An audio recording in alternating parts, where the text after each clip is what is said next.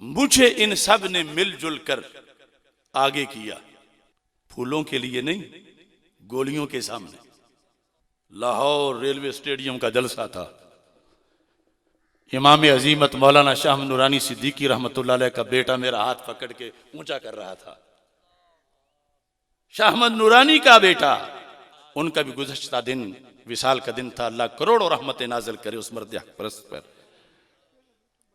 कायदे अजीमत, उनका बेटा मेरा हाथ पकड़ के ऊंचा कर रहा था और साथ बाकी सारे उनसे बैत ले रहा था। हमारे सजादा नशीन साहब सब मेरी बैत कर रहे थे कि तहरीक के रिहाई गाजी मुमताज हुसैन कादरी का चेयरमैन अशरफ आसिफ जलाली होगा, सारे बैत करो। पता था सामने मौत है, पाबंदियां हैं, रास्ता आसान नहीं। वैसे तो हर कोई कहता है मैं लीडर हूं, मैं लीडर हूं, मैं लीडर हूं, मेरा हक है।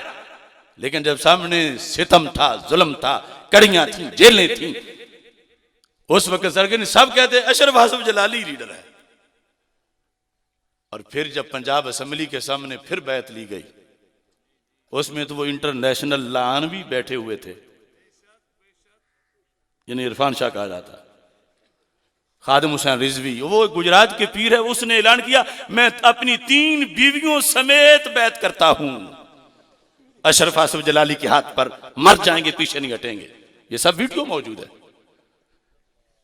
इरफान शाह बैठ के इस तरह हाथ बुलंद करके मेरे हाथ पर बैत, मैं इनका मुर्शिद हूं, मैं इनका कायद हूं, मैं इनका लीडर हूं। इन्होंने यहां के सज्जादा नशीन ने दर्जनों बार लाखों के मजमे में मुझे कायदे अहले सुन्नत कहा। मैंने तो नहीं कहा कि मुझे कहो। अगर मैं रास्ते से हटा हूं तो शिकायत करें, अगर पत्थर पड़ने से भागे हैं तो मुझे शिकवा क्यों करें? अब रोते हैं मेरी तो 1.5 साल की तनख्वाहें बंद हो गई थी। तो मुजद्दिदी बनना आसान तो नहीं है। मैं हूं गुलामी हाफिजुल हदीस। मेरे प्रोग्राम बंद हुए चैनलों पर, एक एक चैनल मेरे पीछे दौड़ता था। लेटर आया सब चैनलों को कि अशरफ आसिफ जलाली मुमताज कादरी का दूसरा नाम है, अगर इसकी तस्वीर सिर्फ चैनल पे आई तो चैनल बंद। सारे चैनलों से मेरे प्रोग्राम बंद। मैंने कहा मंजूर है। फिर सारे दरबारों को लेटर लिखे गए, क्योंकि 3 हुकूमतों से हमने टक्कर ली। मुमताज हुसैन कादरी शहीद रहमतुल्लाह अलैह की FIR PPP ने काटी थी और सजा और फंदे पे नून लीग ने चढ़ाया था। और फिर अगला मरहला जो था वो PTI का। सारे दरबारों पर लेटर आए कि किसी रूहानी आस्थाने पर अशरफ आसिफ जलाली का खिताब नहीं होना चाहिए। मुझे पता है दिक्की शरीफ अगर मेरे जाने पे पूरा मजमा उठ के खड़ा हो जाता था तो इसलिए नहीं कि मैं कोई दावेदार था कि सैयद जलालुद्दीन शाह साहब रहमतुल्लाह अलैह का मैं भी हकीकी बेटा हूं। ये मेरा ना दावा था ना है, मगर निस्बत तो यकीनन थी और है। तो वो जो नून लीग के चूसनी चूस रहे थे MP की, उन्होंने पाबंदी लगवाई कि इसकी तकरीर नहीं होनी चाहिए। हमने कहा बर्दाश्त, घर में तकरीर ना हो। इनके मुरीद झगड़े, इनके मुफ्ती इनसे झगड़े कि जिसकी तकरीर के लिए सारी दुनिया तड़पती है वो स्टेज पे बैठा होता है, यहां उसकी तकरीर क्यों नहीं होती? आए बाएं शाएं करके वक्त गुजारते रहे। फिर वीजों की पाबंदियां, यूरोप के किसी मुल्क में मैं नहीं जा सकता, मुझे वीजा नहीं मिल सकता, एयरपोर्ट पे एंट्री नहीं मिल सकती कि मैंने 295C पर उनको पांव तले दबोच के रखा है। तो मैं तो उसी जगह पे हूं, लेकिन दाएं बाएं आगे पीछे देखने से पता चला। कोई कहता है मेरी तो औकाफ का मैं मुलाजिम था, 1.5 साल की मुझे तो तनख्वाह ही नहीं मिली। तो दावेदार मुजद्दिदी होने के हैं, मुजद्दिदियों की सिर्फ तनख्वाहें बंद नहीं होती, जेलें भी काटनी पड़ती हैं।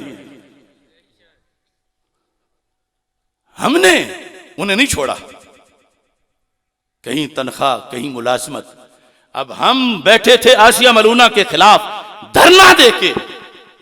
एक पीर साहब कहते हैं चूंकि मैं तुम्हारे पीर साहब का पोता हूं लिहाजा मेरे कहने पे धरना उठाओ। राज की बातें हैं कि वो सारे कहते हैं वो कहेगा तो हम उठेंगे, और वो फलां फलां अफसरान जो हैं वो मुझे कहते हैं कि तुम तो औकाफ के हमारे मुलाजिम हो, धरना उठाओ। गोजरावाला सरा जाम है, लाहौर जाम है, धरना उठाओ। तो मैंने जो बार बार फोन कर रहा था, मैंने कहा उसे कहो कि पीर साहब के पोते जरूर हैं मगर मिशन पे निगरानी भी पीर साहब की ही ड्यूटी है। अगरचे दूसरे धरनाबाज उठ गए लेकिन हमने अपने पीरों के फोन भी धरने के मसले में नहीं समझे कि ड्यूटी जब हम मसलक की दे रहे हैं, नामूस रिसालत की दे रहे हैं, अब कोई पीर करे फोन या मुरीद, हम क्यों ऐसे हटें? जब तक हमारी बात नहीं मानी जाएगी हम उस पर अपना कायम रखें। ये दर्द अंदरूनी लिए हुए। फिर जब हमने मोहब्बत अहले बैत रज़ी अल्लाह तआला अन्हु सेमिनार किया दीवान इकबाल में, साथ बिठा के किया, खुदा की कसम हमें बड़े बड़े पीरों ने कहा ये तुम छोटे छोटों को क्यों साथ बिठा लेते हो? एहतिजाज किया कि ये तो बिल्कुल नौ उम्र मशाइख हैं। और मैं कहता था मैं इनको मुजद्दिदियत के रास्ते पे चलाना चाहता हूं। और वहां जिस वक्त वो फतवा पेश हुआ ईमान अबी तालिब के लिहाज से,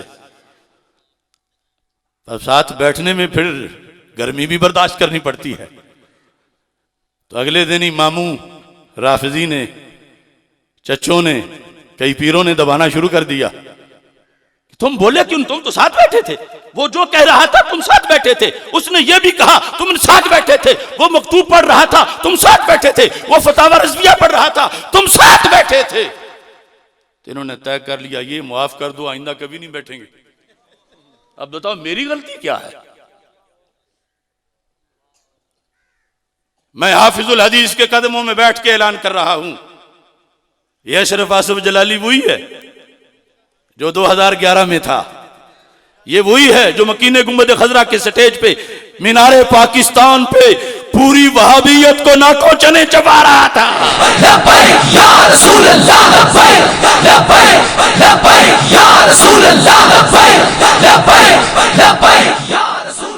अब मजबूरियां हैं किसी की तो हम खींचते भी नहीं, लेकिन लोगों को बताए ना कि मजबूरी है, हम नहीं बैठ सकते साथ।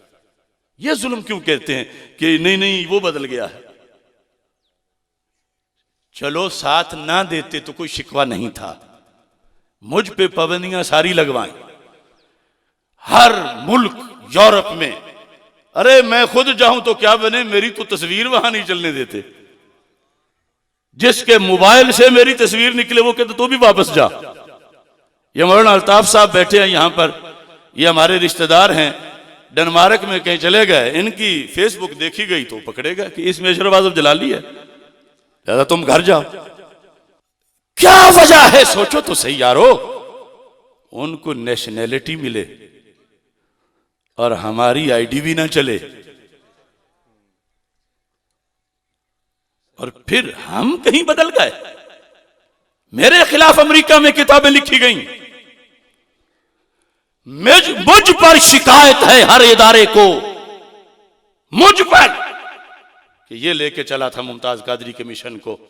दूसरों को तो भी तकरीरें ही नहीं आती थी, वो तो कई साल पका के फिर बोलना शुरू हुए थे।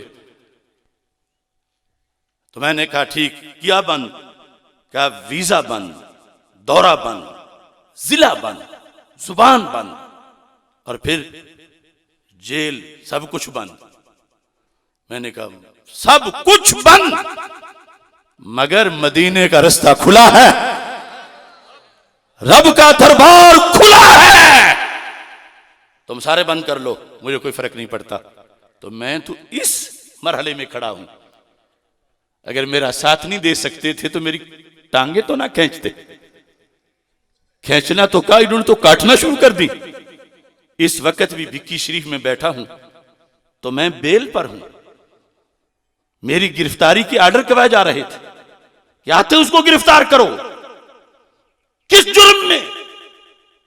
इस जुर्म में कि 12 रबीउल अव्वल शरीफ को वो बैठा तो लाहौर में था, लेकिन उसने हमें रोड़े मारे हैं।